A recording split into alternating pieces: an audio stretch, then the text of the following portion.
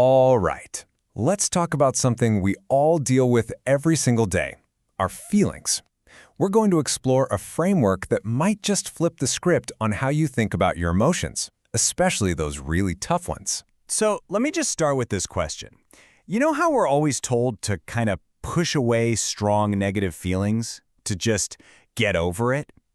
But what if that's not the whole story? What if some of those intense, uncomfortable feelings are actually good for you, while others are the ones really doing the damage? I mean, we all know that feeling of being totally miserable or just completely overwhelmed. Well, there's this really powerful way of thinking called rational emotive behavior therapy, or REBT for short, and it gives us an amazing tool to figure out what's really going on in our heads at those moments. Now, here's where REBT really shakes things up. A lot of other approaches might look at, say, deep sadness and clinical depression and see them as just different points on the same line. But REBT says, hold on. Those aren't just different in degree, they are two totally different kinds of feelings. And understanding that difference? Well, that's everything. And this brings us to the first huge insight from REBT. And here's the kicker. The point isn't to get rid of all your bad feelings. No way. The goal is to learn how to sort them into two very different buckets. The feelings that actually help you and the ones that just get in your way. Let's break this down. So on one side, you have healthy feelings. Now, they might still be painful, like sadness or real disappointment, but they help you process what's happening and figure out what to do next. Then, on the other side, you've got the unhealthy stuff: anxiety, rage, panic. REBT argues these feelings don't help you at all. They just paralyze you and, honestly, make everything worse. Okay, I get it. That might sound a little abstract. So let's ground this in something real. A situation I think a lot of us can unfortunately relate to. Worrying about losing your job. Okay, so in this case, the healthy feeling is concern. That concern leads you to think, I really want to keep this job, so I'm going to buckle down and do my best work. That's constructive, right? But the unhealthy feeling is anxiety, and that sparks a totally different thought. I absolutely must not lose my job. It would be a complete catastrophe. That kind of thinking doesn't fire you up. It just makes you freeze up and obsess, which usually makes your performance even worse. And that's the absolute key takeaway here. The healthy concern helps you solve the original problem, but that unhealthy anxiety, it just becomes a second massive problem you have to deal with. One moves you forward, the other digs you deeper into a hole. So you might be wondering, what's the magic switch? What's the secret ingredient that turns healthy, useful concern into crippling, unhealthy anxiety?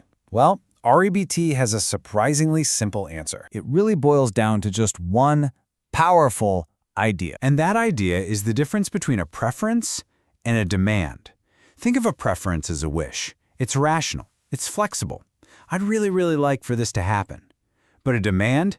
That's a rigid, non-negotiable command you're putting on the universe. This must happen.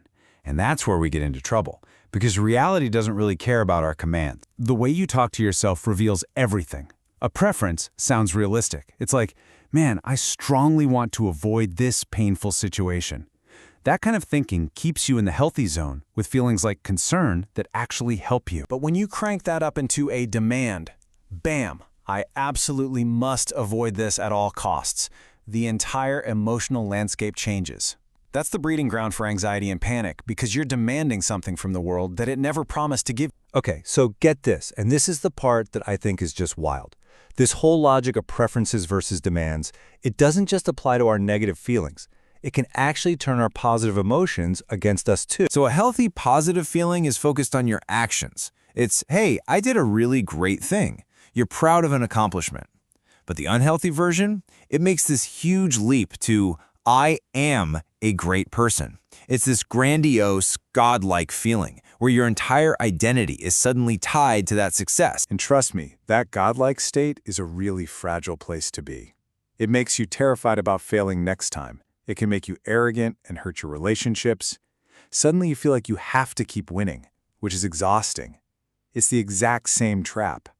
That hidden must is just as destructive, even when it feels good for a second. So what does all this mean for you? Well, it leads to maybe the most empowering part of this entire framework. You are not just a passenger. You actually get to choose how you react. This isn't just interesting information. It's a tool. It gives you the power to notice when you're making those rigid, impossible demands on yourself or the world, and to consciously dial it back, to change that command into a simple wish. And that is the key to emotional freedom. So how do you actually do this in the moment? It's a pretty simple 3-step check-in. First, just notice what you're feeling. Is it helping you, or is it just getting in your way? Second, listen to your own thoughts. Do you hear that word must? Are you making a demand? And third, consciously soften it. Change that internal I must pass this exam to I would really, really like to pass this exam, and I'm going to work hard to make that happen.